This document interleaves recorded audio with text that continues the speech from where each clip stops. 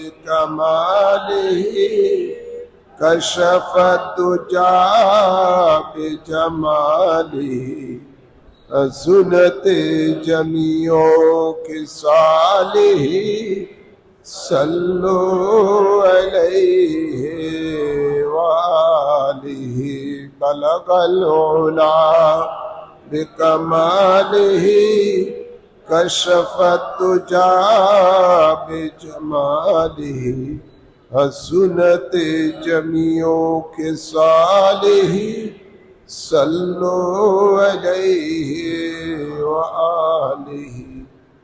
উপস্থিত সম্মানিত মুসল্লিয়ানে কেরাম, আসুন আমরা মহান রব্বুল ইজ্জতের দরবারে শুকরিয়া আদায় করি, যিনি আমাদের সকলকে দয়া করে মায়া করে ঐতিহ্যবাহী বাইতুল ইজ্জত জামি মসজিদের মাঝে পবিত্র জুমার নামাজ আদায় করার জন্য আসার তৌফিক দান করেছেন। এই জন্য সকলের শুকরিয়া দান করি আলহামদুলিল্লাহ। অসংখ্য অসংখ্য দুরুদ ও সালাম পেশ করছি সরকার দো আলম নূর মুজাসসাম শফিউল মুজনবিন রহমতুল্লিল আলামিনের কদম মুবারকে ও আলে রসুল পাকের কদম মুবারকে আল্লাহুম্মা আমিন। আল্লাহ তাবারক ও তাআলা পবিত্র কালামে পাকে ঈমানদারকে লক্ষ্য করে বলেন, ইয়া আইয়ুহাল্লাযীনা আমানু, হে ঈমানদারগণ, আমানুত্তাকুল্লাহা হাক্কা তুকাতিহি, হে ঈমানদারগণ তোমরা আল্লাহকে ভয় করো, ভয় করার মতো ভয় করো। ওয়ালা তামুতুন্না ইল্লা ওয়া আনতুম মুসলিমুন, তোমরা মুসলমান না হয়ে মরিও না। সুবহানাল্লাহ বলেন। এই আয়াত করিমা যখন নাজিল হলো, সাহাবায়ে কেরামেরা রাসূল পাক সাল্লাল্লাহু আলাইহি ওয়াসাল্লামকে বললেন, ইয়া রাসূলুল্লাহ সাল্লাল্লাহু আলাইহি ওয়াসাল্লাম, মহান আল্লাহ তাবারক ও তাআলাকে পূর্ণাঙ্গ ভয় করে চলার ওই ক্ষমতা তো আমাদের নাই। আমরা আল্লাহকে ভয় করার মতো ভয় করতে আল্লাহ বলতেছেন। কিভাবে ভয় করার মতো? এরকম পূর্ণাঙ্গ ভয় করার মতো মানে ভয় মানে পূর্ণাঙ্গ রূপে ভয় করে চলা। আমরা তো প্রতিনিয়ত শয়তানের ধোকায় পড়ে অনেক অনেক গুনাহ খাতা করে ফেলি, যেগুলো আমাদের করণীয় নয়। যা যদি আল্লাহ ভয় পূর্ণাঙ্গ রূপে করতে হয়, তাহলে তো ওই লোকটার আর তো ঘরের থেকে বাইরে হওয়ারও কোনো সুযোগ নাই।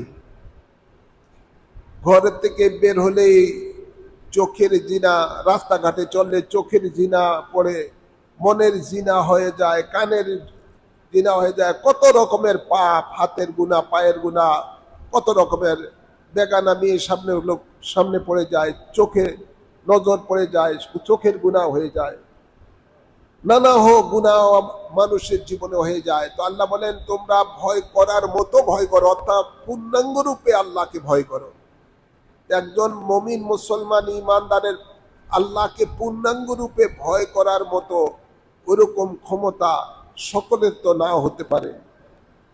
তো সাহাবায়ে কেরামদের মধ্যে কয়েকজন, ইয়া রাসূলুল্লাহ, আমরা কিভাবে পূর্ণাঙ্গ আল্লাহকে ভয় করে চলবো? এই জন্য ওরা সাহাবায়ে কেরামেরা বড় চিন্তিত। আল্লাহ তাবারক ও তাআলা পরবর্তীতে তার হাবিবের খাতিরে এই জিনিসটা সহজ করে দিলেন। সেই সহজের মধ্যে আল্লাহ বলেন, কোরআনে পাকের ইরশাদ করেন, ফাত্তাকুল্লাহা মাস্তাতাতুম, তোমরা আমি আল্লাহকে ভয় করো যতটুকু সম্ভব হয় ভয় করো। যতটুকু সম্ভব আল্লাহকে ভয় করো, কিন্তু ভয় করতে হবে, আল্লাহকে ভয় করতে হবে। যতটুকু চেষ্টা করতে হবে, যতটুকু সম্ভব যেন আমরা আল্লাহকে ভয় করি। আল্লাহকে ভয় করলে আর কি লাভ হবে? আল্লাহ তাবারক ওয়া তাআলা কুরআনে পাকের ইরশাদ করেন, ওয়া আম্মা মান খাফা মাকামা রাব্বিহি ওয়া নাহা নাফসা আনিল হাওয়া ফাইনাল জান্নাতা হিয়াল মাওয়া। সুবহানাল্লাহ বলেন না? আল্লাহকে ভয় করে যদি যে ব্যক্তি চলবেন, আল্লাহ তাবারক ওয়া তাআলা ইরশাদ করেন, যারা রবকে ভয়, যে ব্যক্তিরা রবকে আল্লাহকে ভয় করে চলবেন এবং নফসে আম্মারাকে কন্ট্রোল করবেন, যে নফস মানুষকে পাপের দিকে ধাবিত করে, ওই নফসকে যারা, নিজের নফসকে যারা কন্ট্রোল করে চলেছেন, আল্লাহ তাবারক ওয়া তাআলা বলেন ফাইনাল জান্নাতা হিয়াল মাওয়া, তাদেরকে আল্লাহ কিয়ামতের দিবসে মাওয়া নামে জান্নাতে প্রবেশ করাবেন। তো আল্লাহকে ভয় করে চললে লাভ আছে না নাই? আল্লাহ নিজে বলেন তাদেরকে আল্লাহ জান্নাত দিবেন। আর যেই ব্যক্তি আল্লাহকে ভয় করে চলবেন, যতটুকু সম্ভব হয় চেষ্টা করতে হবে, 100-এর মধ্যে 100% যদি না হয়, অন্তত 50% যেন হয়, 50% যেন আল্লাহকে ভয় করে চলে। যে ব্যক্তি আল্লাহকে ভয় করে চলেছেন, সেই ব্যক্তি আর সাধারণ পর্যায়ে থাকেন না, সেই ব্যক্তি আল্লাহর বান্দা থেকে বন্ধুতে পরিণত হয়ে যান। আল্লাহ তাবারক ওয়া তাআলা এই মর্মে কোরআনে পাকে ইরশাদ করেন, যারা ইন আউলিয়াউ ইল্লাল মুত্তাকুন, আল্লাহ বলেন যারা মুত্তাকি ওরাই হলো আমার বন্ধু। অর্থাৎ যারা আল্লাহকে ভয় করে চলেছেন তারা আল্লাহর বন্ধুতে পরিণত হয়ে গেছেন। তো আল্লাহর বন্ধুতে যারা পরিণত হয়ে যায়, আল্লাহ কোরআনে পাকে এদের সম্বন্ধে বলেন লা খাউফুন আলাইহিম ওয়ালা হুম ইয়াহজানুন আল্লাযীনা আমানু ওয়া কানু ইয়াত্তাকুন। যারা বান্দা থেকে আল্লাহর বন্ধুতে পরিণত হয়ে যায়, যে ব্যক্তিরা আল্লাহকে ভয় করে চলেছেন, ওই ব্যক্তিদের ব্যাপারে আল্লাহ বলেন এদের কোনো ভয়ও নাই, চিন্তাও নাই। সুবহানাল্লাহ বলেন। তাই আমরা বুঝতে পারি এই জমিনের মধ্যে যারা আল্লাহকে ভয় করে চলেছেন, ওদের দুনিয়া তো ভয় নাই, ওদের মরণও ভয় নাই, ওদের কবরও ভয় নাই, মিজানে পুলসিরাতে হাসরের ময়দানও ভয় নাই। এই অভয় দান করেছেন মহান রব্বুল ইজ্জত। সুবহানাল্লাহ বলেন। আল্লাহ কবুল করুন, আমিন বলেন। আল্লাহ আমাদেরকে মুত্তাকি হওয়ার তৌফিক দান করেন। হ্যাঁ আমার আল্লাহর ভয় আমাদেরকে এমন করতে হবে যে সাহাবায়ে কেরামেরা যেমনি ভাবে সাহাবায়ে কেরামেরা আল্লাহকে ভয় করে চলতেন, সাহাবায়ে কেরামের জীবনী যদি আপনারা পড়েন, দেখবেন যাদেরকে আল্লাহর হাবিব আশারায়ে মুবাশশিরা জান্নাতের সুসংবাদ দিয়েছেন, ওই সমস্ত আল্লাহর মাহবুব বান্দা, ওনাদের অন্তরে আল্লাহর যে ভয়, তারা সেই ভয় অন্তরে থাকার কারণে তারা আল্লাহর দরবারে কান্না করতে করতে তাদের গালের চামড়া পর্যন্ত ঘাও হয়ে গেছে। সুবহানাল্লাহ বলেন। আমাদের মাযহাবের ইমাম আবু হানিফা রাহমাতুল্লাহ আলাইহি, ওনার অন্তরে যে আল্লাহর ভয় থাকতো, যে ব্যক্তি এশার নামাজের অজু দিয়ে ফজরের নামাজ 40 বছর পর্যন্ত পড়েছেন, সেই আমাদের মাযহাবের ইমাম আবু হানিফা রাহমাতুল্লাহ আলাইহি, তিনার ইবাদত দেখার জন্য একজন লোক গেলেন ওনার কাছে, যে উনি রাত্রিটা কিভাবে যাপন করেন। আমরা তো রাত্রিবেলায় মোবাইল দেখতে দেখতে ঘুমিয়ে যাই, আছে না নাই? মোবাইল দেখতে দেখতে, ফেসবুক দেখতে দেখতে ঘুমিয়ে যাই, আল্লাহর ইবাদতের কোনো খবর নাই। আমাদের মাযহাবের ইমাম ওনাকে দেখতে গেলেন এক ব্যক্তি, উনি কিভাবে তিনি রাত্রিটা যাপন করেন, দেখলেন সেই ইমাম আবু হানিফা রাহমাতুল্লাহ আলাইহি এশার নামাজ পড়ে আর ঘরে যান নাই, মসজিদের মধ্যে বসেই সেখানে আল্লাহর ইবাদত করা শুরু করলেন। সারা রাত ভরে কোরআন তেলাওয়াতের মাধ্যমে এই নফল ইবাদত করে করে শেষ করতেন। অর্থাৎ নামাজ পড়ে পড়ে নামাজের মধ্যেই কোরআন তেলাওয়াত খতম করতেন। তাহাজ্জুদের নামাজ পড়ার পরে ফজরের আজান দেওয়ার আগ মুহূর্তে তিনি দাঁড়িয়ে নিজের হাত দ্বারা ওনার দাড়ি মোবারককে ধরে কেবলামুখী হয়ে তিনি আল্লাহর দরবারে কাঁদতেছেন। কাঁদতেছেন তো এমন কাঁদতেছেন, আল্লাহর ভয়েতে এমন কাঁদতেছেন যে ওনার কান্নায় বুক ভেজে গেছে, ওনার চোখের পানি পড়ে পড়ে। অতঃপর যখন আজান হলো তখন তিনি শেষ বাক্যটা বলেন যে আল্লাহ, তুমি যদি আমাকে মাফ করে দাও তাহলে আমি মনে করব এই পৃথিবীতে বড় একটা অপরাধীকে তুমি ক্ষমা করে দিয়েছ। এই যে আল্লাহর ভয়, যিনি ডাইরেক্ট তাবি ছিলেন, প্রায় 10-12 জন সাহাবায়ে কেরামের কাছ থেকে এলেম শিক্ষা করেছেন, তালিম নিয়েছেন ইসলাম সম্বন্ধে। সেই ইমাম আবু হানিফা রহমতুল্লাহ আলাই এমন আল্লাহকে ভয় করতেন যে তিনি ইবাদত যে করতেন, ইবাদতের উপরে তিনার ভরসা নাই, তোনার ভরসা হলো একমাত্র আল্লাহর উপরে। এই তাকওয়া আমাদেরকে আমাদের ইমাম শিক্ষা দিয়ে গেছেন। কিন্তু আমরা বাংলাদেশের অধিকাংশ মুসলমান ইমাম আবু হানিফা রহমতুল্লাহ আলাইহির অনুসারী, কিন্তু তার আদর্শের অনুসারী না। নাউযুবিল্লাহ বলেন। আমাদের মধ্যে সেই ধরনের আদর্শ নাই যে আল্লাহর ভয় তাকওয়া আমাদের মধ্যে কতটুকু আনতে হবে। বলে আফসোস, ইমাম জয়নুল আবদিন রাদিয়াল্লাহু তাআলা আনহু, ইমাম হুসাইন রাদিয়াল্লাহু তাআলা আনহুর সন্তান, কারবালার জমিনের মধ্যে যেই সন্তানই একমাত্র জীবিত ছিলেন তিনি ছিলেন ইমাম জয়নুল আবদিন রাদিয়াল্লাহু তাআলা আনহু, যিনি কারবালা ঘটনার পরে ছোট শিশু ছিলেন, কারবালা ঘটনা স্বচক্ষে দেখেছেন। এরপর থেকে তিনি দুনিয়াতে যতদিন জীবিত ছিলেন কখনো কোন ব্যক্তিরা ওনার মুখে হাসি দেখে নাই, কোনদিন তিনি হাসেন নাই। সারাক্ষণ যেন চোখের মধ্যে ওনার কান্নার পানি জমা আছে।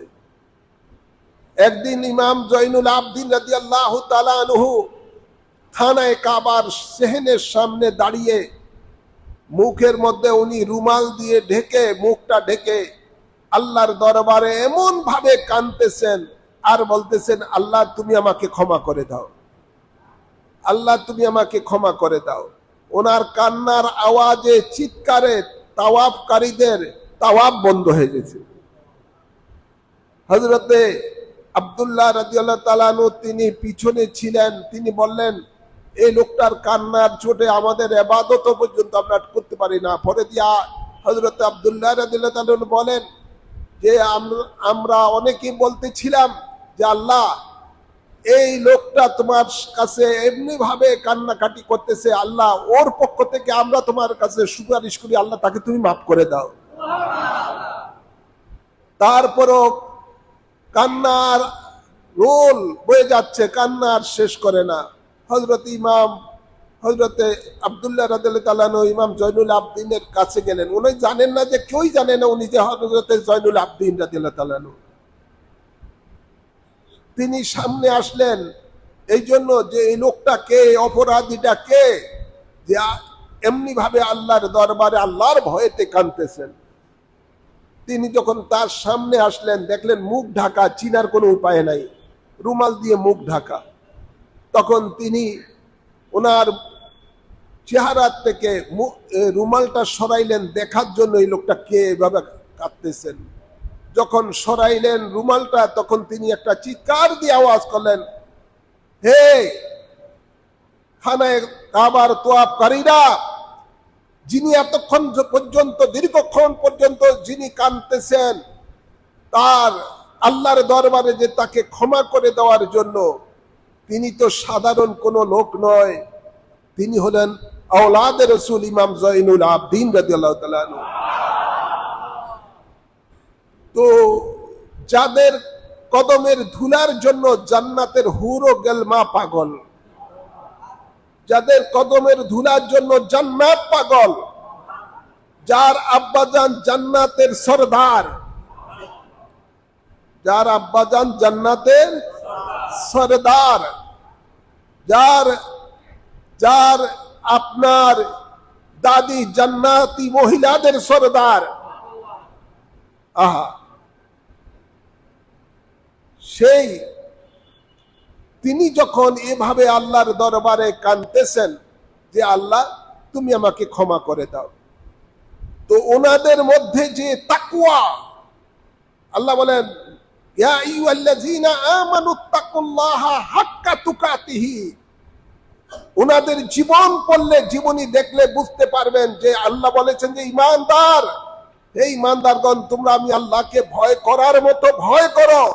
ওনাদের জীবনের দিকে তাকালে, ওনাদের জীবনী পড়লে, ওনাদের জিন্দেগির দিকে তাকালে বাস্তব দেখতে পারবেন যে ওনারাই সত্যিকার রূপে আল্লাহকে ভয় করেছেন,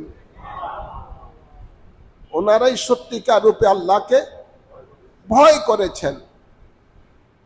হ্যাঁ, আমার সরকারে দু আলম একবার রাস্তা দিয়ে হেঁটে যাচ্ছেন, দেখলেন রাস্তার পাশে কয়েকজন সাহাবী গল্প করতেছেন আর হাসতেছেন, যেটা আমাদের দেশের মধ্যে সাধারণত চার দোকানে দোকানে এদিকে সেদিকে বিভিন্ন গল্প গুজব করে আর হাসাহাসি করে বিভিন্ন ধরনের। তো আল্লাহর নবী তাদেরকে লক্ষ্য করে বললেন, হে আমার সাহাবীরা, তোমরা আজকে দুনিয়াতে বসে হাসতেছো, খোদার কসম আমি রাসূল আখিরাত সম্বন্ধে জানি যা জানি, যদি তোমরা জানতা কখনো তোমাদের মুখে হাসি ফুটতো না। সুবহানাল্লাহ বলতেন না? সেটা কেমন? আল্লাহ কোরআনে পাকে ইরশাদ করেন, ফাত্তাকুন নারাল্লাতী ওয়াকুদুহান নাস ওয়াল হিজারা, আল্লাহ বলেন তোমরা জাহান্নামের আগুনকে ভয় করো, তোমরা জাহান্নামের আগুনকে ভয় করো, যে জাহান্নামের মধ্যে আল্লাহ নিক্ষেপ করবেন মানুষ এবং পাথরকে। নাউযুবিল্লাহ বলেন না? হ্যাঁ আমার, এই পাথর গরম হয়ে আগুনের থেকে বেশি তেজ হবে, আর তার উপরে থাকবে মানুষগুলো, যে মানুষগুলো দুনিয়াতে আল্লাহকে ভয় করে চলে নাই, তাদের জন্য আল্লাহ কঠিন জাহান্নামের আযাব রেখেছেন। নাউযুবিল্লাহ বলেন। আর দুনিয়াতে যারা আল্লাহকে ভয় করে চলেছেন তাদের জন্য জাহান্নামের আগুন হারাম হয়ে যাবে। যারা দুনিয়াতে আল্লাহকে ভয় করে, দুনিয়াতে ঈমান রেখে তাকওয়া, পূর্ণাঙ্গ রূপে তাকওয়া হাসিল করে যারা দুনিয়া থেকে গিয়েছেন, ওরা যখন পুলসিরাতের উপরে উঠবে, যে পুলসিরাতটা হবে কারোর জন্য চুলের থেকে বেশি চিকন, তলোয়ারের থেকে বেশি ধার, যে পুলসিরাতের নিচে থাকবে জাহান্নামের আগুন। যারা আল্লাহকে ভয় করে চলে নাই, বেঈমান, মুনাফিক, গুনাহগার, অত্যন্ত পাপিষ্ঠ যারা অনেকে থাকেন, ওরা যখন জাহান্নামের এই উপরে পুলসিরাতের উপরে যখন চলবে, উঠবে, সাথে সাথে দুই ভাগ হয়ে জাহান্নামের মধ্যে চলে যাবে। আর যারা আল্লাহকে ভয় করে, ঈমান ঠিক রেখে আল্লাহকে ভয় করে দুনিয়াতে, যারা দুনিয়া থেকে বিদায় নিয়েছেন, ওরা যখন পুলসিরাতের উপরে উঠবে, তার উঠার আগে ফেরেশতারা রহমতের পর তার পুলসিরাতের উপরে বিছিয়ে দিবে। ওরা যখন পুলসিরাতের উপরে উঠবে, তখন ওরা নিজেরাই স্বচক্ষে দেখবে পুলসিরাতের নিচে জাহান্নামের আগুন কিভাবে জ্বলতেছে, কিন্তু আগুনের কোনো তাপ তার দেহের মধ্যে লাগবে না। আস্তে আস্তে, যেমন আমাদের দেশের মধ্যে কোনো নতুন ব্রিজ, যেমন পদ্মা ব্রিজ আছে, বিভিন্ন ব্রিজের উপরে নতুন ব্রিজে উঠলে যেমন মানুষ অনেক সময় গাড়িটাও আস্তে ধীরে চালিয়ে যায়, নিচে দেখে ইত্যাদি।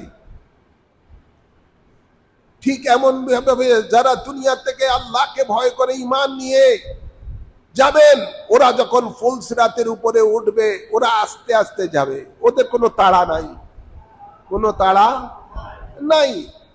তখন জাহান্নামের আগুন, ফুলসিরাতের নিচে যে জাহান্নামের আগুন জ্বলবে, সে আগুন আওয়াজ দিয়ে বলবে, জুজিয়া মুমিন ফা ইন্না নূরাকা ইউতফিউ নারি।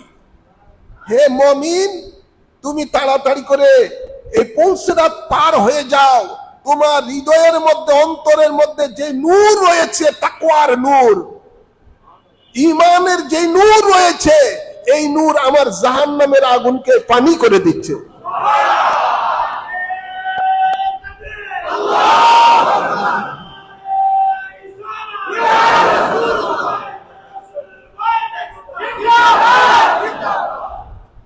তো এমন লোক, এরকম আমাদেরকে এমন জীবন গড়তে হবে দুনিয়ার মধ্যে যে আমাদেরকে জাহান্নামের আগুনকে ভয় করতে হবে না, বরঞ্চ জাহান্নামের আগুনই আমাদেরকে ভয় করবে।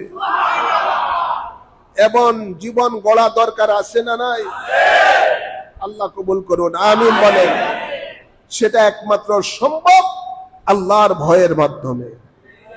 কিসের মাধ্যমে? আল্লাহর ভয়ের মাধ্যমে।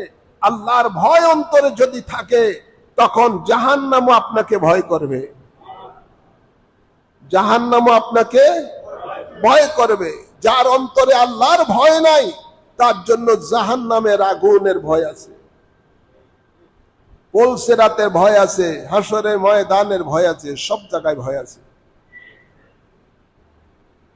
ভাইরা আমার, আজকের এই আলোচনার মূল উদ্দেশ্য হলো বাংলাদেশটা যেন আজকে দিন পি দিন মুসলমানের হৃদয় থেকে যেন আল্লাহর ভয় উঠে গেছে।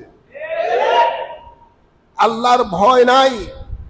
আল্লাহর ভয় যখন চলে যায়, তখন ওই মানুষগুলো আর মানুষ থাকে না, সেই মানুষগুলো পশু থেকে নিকৃষ্ট হয়ে যায়। এদের ব্যাপারে আল্লাহ কোরআনে পাকে বলেন, কাল আনআম, এরা হলো চতুষ্পদ জন্তুর মতো। বরঞ্চ আল্লাহ বলেন, বাল হুম আদাল, তার থেকে আরো নিকৃষ্ট। নাউযুবিল্লাহ বলেন না? চার পায়া জানোয়ারের থেকে নিকৃষ্ট এই দুই পায়া মানুষগুলো। আজকে মানুষগুলো এরকম অমানুষ হয়ে গেছে। ওরা আশ্চর্যের ব্যাপার, আপনারা দেখেন, এই গত 2 দিন আগে জীবিত, যারা জীবিত আছে এই সমস্ত মা বোনদের তো তাদের জীবনের ইজ্জতের নিরাপত্তা তো কমেই গেছে, যারা মরে যায় তাদেরও নিরাপত্তা নাই। নাউযুবিল্লাহ বলেন, নাউযুবিল্লাহ বলেন। সে ময়মনসিংহের হালুয়াঘাট এলাকার মধ্যে একটা কিশোরী মেয়ে, যেই কারণে হোক, দুনিয়ার মানুষের অত্যাচার হোক, বিভিন্ন কারণে হোক, মনের দুঃখে সে আত্মহত্যা করছে। তাকে পোস্টমর্টম করার জন্য যখন ময়মনসিংহে পাঠানো হলো, আবু সাইদ নামে এই লোকটা, এই পশুটা, সেই আপনার লাশের উপরে পাশবিক নির্যাতন করেছে। নাউযুবিল্লাহ বলেন। এটার কে মানুষের পর্যায়ে থাকে? মানুষ একটু যদি আল্লাহর ভয় থাকতো যে আমারও একদিন মরণ আছে, একটু যদি ভয় থাকতো যে আমারও একদিন মরণ আছে, এই দুনিয়া থেকে যেতে হবে, মানুষের অন্তরে আল্লাহর ভয় নাই। আল্লাহর ভয় না থাকার কারণে আজকে মানুষ এরকম পশুর থেকে নিকৃষ্ট হয়ে যায়। কেননা একটা পশু কখনো একটা তার জাতি কোনটা মারা গেলে তার উপরে নির্যাতন করে না, করে নাকি? আমার চোখে পড়ে না। পাশবিক নির্যাতন একটা পশু মারা গেলে আরেকটা পশুর উপরে করে না, কিন্তু মানুষ আজকে সে পশুর থেকে নিকৃষ্ট।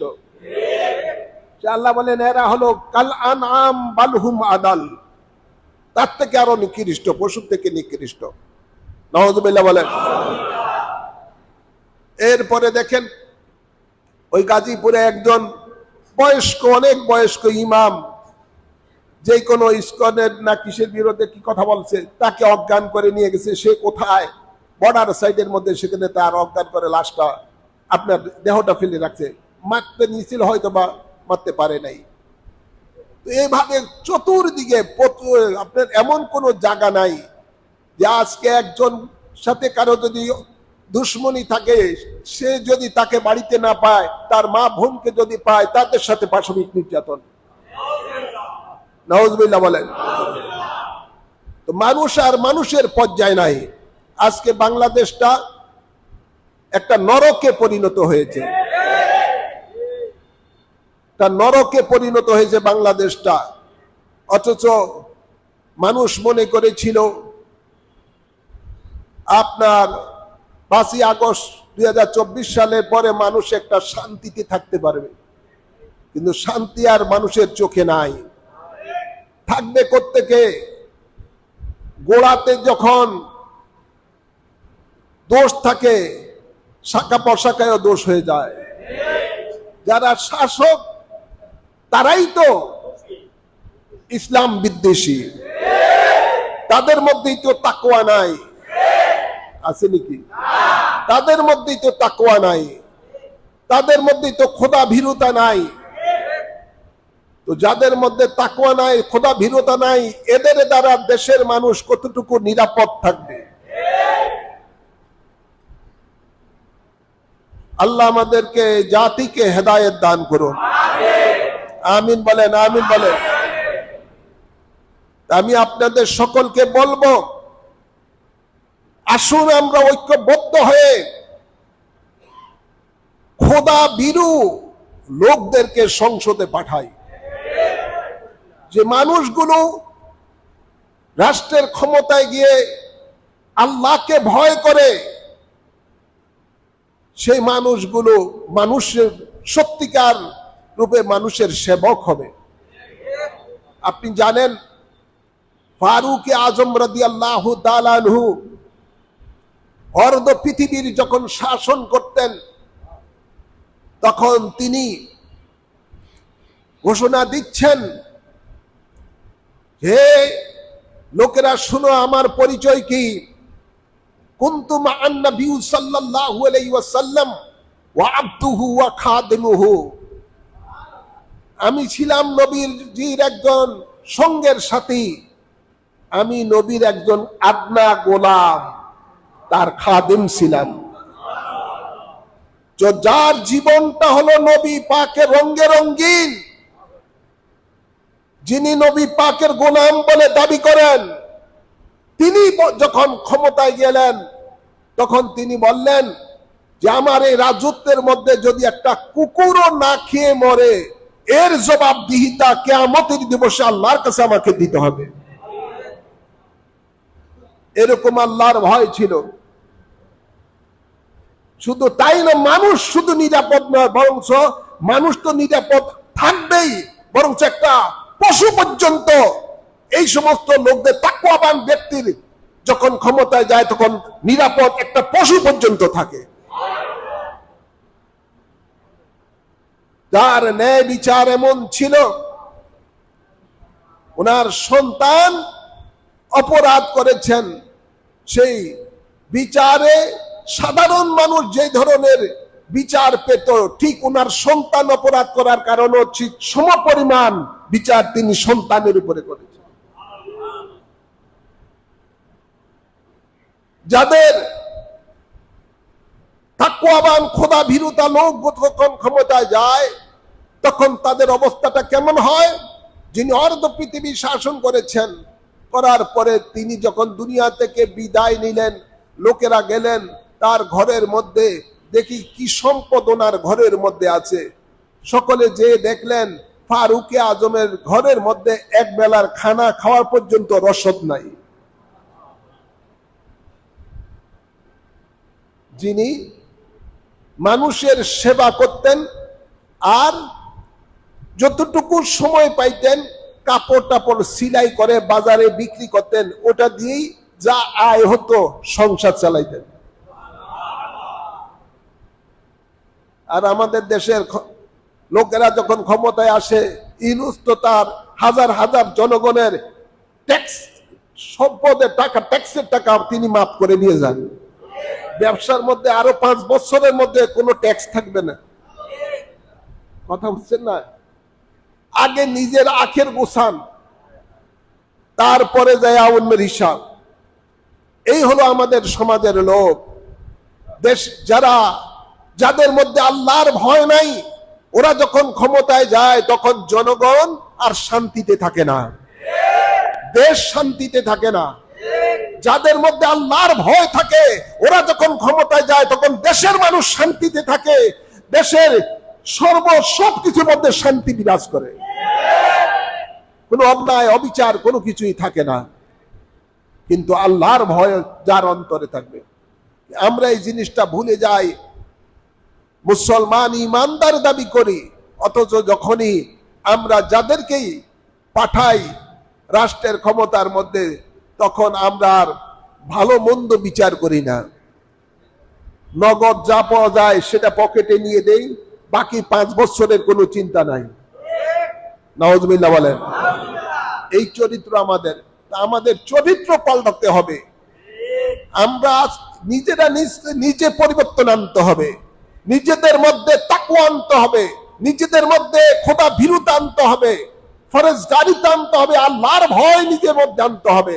আমার রায়টা কাকে দিব এই জিনিসটা আগে চিন্তা করতে হবে। এই রায়টা দেওয়ার পরে সেই ব্যক্তি আমার ক্ষমতা পেয়ে, আমার দেওয়া ক্ষমতা পেয়ে সে কি অন্যায় করবে, দুর্নীতি করবে, না দেশের ক্ষতি করবে, আগে সেই চিন্তা করার পরে তারপরে তার পক্ষে রায় দেন, তাকে ক্ষমতা বানান। মনে রাখবেন, আপনার দেওয়া ক্ষমতা বলে কোন ব্যক্তি যদি ক্ষমতাবান হয়, আল্লাহর নবী বলেন, কেউ যদি কোনো অন্যায় করে আর সে অন্যায় করার জন্য যে সুযোগ করে দেয়, তাকে সহযোগিতা করে দেয়, সেই ব্যক্তি অন্যায় করে যত গুনাহ অর্জন করলো, যত পাপ অর্জন করলো, যিনি সুযোগ করে দিয়েছেন তিনি সমপরিমাণ এই পাপের ভাগীদার হবেন। যারা দেশের সম্পদ, হাজার হাজার কোটি টাকার সম্পদ যারা দেশ থেকে পাচার করে দিয়েছেন, এই পাচার করার সুযোগ যারা করে দিয়েছেন, তারাও এই পাপের ভাগীদার হবেন। যদিও 1500 টাকা খায়া ভোটটা দিচ্ছেন, কিন্তু আপনি মনে রাখবেন, আপনার এই ভোটের কারণে ওই ব্যক্তি ক্ষমতায় গিয়ে যদি হাজার হাজার কোটি টাকা দেশের সম্পদ লুটপাট করে থাকে, এই হাজার হাজার কোটি টাকার ভাগীদার আপনিও হবেন। এটা নবীর কথা। কেউ যদি কাউকে ভালো কাজের জন্য উৎসাহ দেয়, তিনি ভালো কাজ করে যত নেক পাবেন, সওয়াব পাবেন, যিনি উৎসাহ দিয়েছেন তিনিও সমপরিমাণ নেক পাবেন। আর কেউ যদি কোনো খারাপ কাজ করে, খারাপ কাজ করার জন্য যিনি সহযোগিতা করেছেন, তিনি সহযোগিতা করার কারণে ওই ব্যক্তি খারাপ কাজ করে যত পাপ অর্জন করলেন, গুনাহ অর্জন করলেন, যিনি তাকে সহযোগিতা করলেন তিনিও সমপরিমাণ এই গুনার ভাগীদার হবেন। এটা সহিহ হাদিস। আমরা এই জিনিসটা চিন্তা করি না। যাই হোক, আমি যে আয়াতে কারিমা তেলাওয়াত করেছি, ইয়া আইয়ুহাল্লাযীনা আমানুত্তাকুল্লাহা হাক্কা তুকাতিহি ওয়া লা তামুতুন্না ইল্লা ওয়া আনতুম মুসলিমুন। এই ঈমানদারগণ, তোমরা আল্লাহকে ভয় করার মতো ভয় করো এবং মুসলমান না হয়ে তোমরা মরিও না। খাঁটি মুসলমান হতে হবে। শুধু গরু খাওয়াই না মুসলমান হইলে হবে না, খাঁটি ইমানদার মুসলমান হতে হবে। আজ বড় আফসোস, ফেসবুকে দেখলাম এক কওমি মৌলবী মিলাদুন নবী সম্বন্ধে যে জঘন্য ভাষায় কথা বলছে,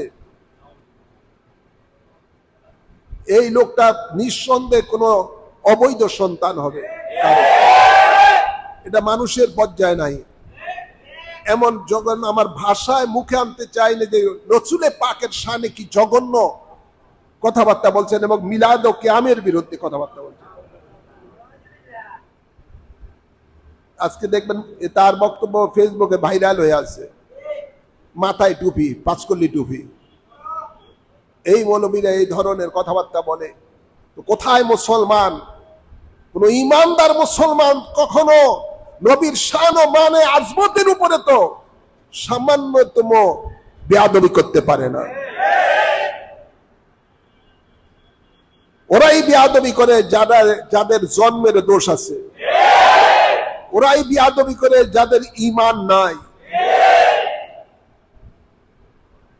তো আজকে এই বেঈমানেরা, মুনাফিকেরা মহা ষড়যন্ত্র করতেছে সামনে ক্ষমতায় যাওয়ার জন্য।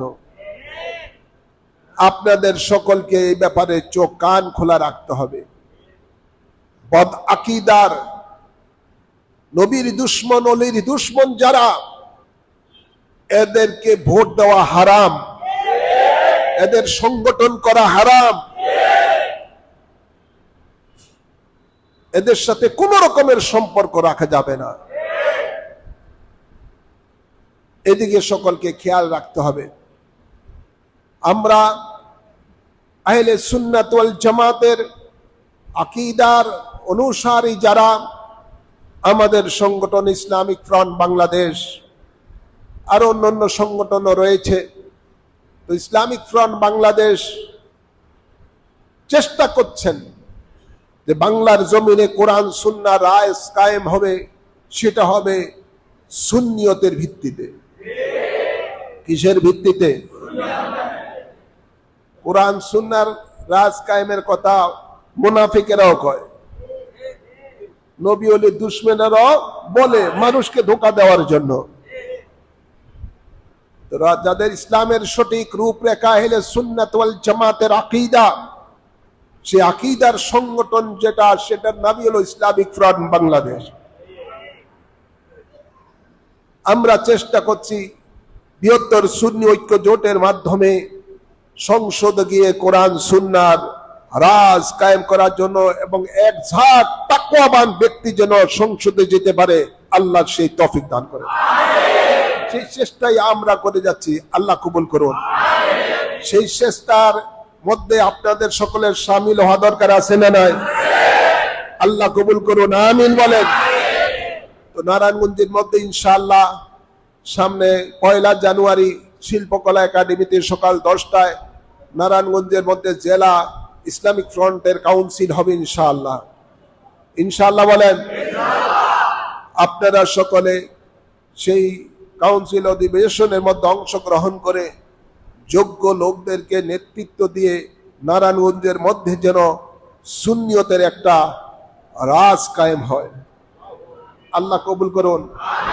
সুন্নিয়ত ভিত্তিক সমাজ এবং রাষ্ট্র আমরা যেন কায়েম করতে পারি, আমিন বলেন। এই জন্য সকলে ঐক্যবদ্ধভাবে আপনারা কাজ করবেন এবং আগামী কাউন্সিলে অংশগ্রহণ করবেন। 1 নভেম্বর সকাল 10টায় শিল্পকলা একাডেমিতে আমি ইনশাআল্লাহ থাকবো। সুন্নিয়তের কেন্দ্র নেতৃবৃন্দ থাকবেন এবং আপনাদের সকলের পরামর্শ নিয়ে একটা শক্তিশালী নারায়ণগঞ্জ জেলা ইসলামিক ফ্রন্ট বাংলাদেশের কমিটি গঠন করা হবে। আলহামদুলিল্লাহ বলেন। আল্লাহ আমাদেরকে তৌফিক দান করুন। ওয়া মা আলাইনা ইল্লাল বালাগ। যারা সুন্নাত পড়েন না, সুন্নাত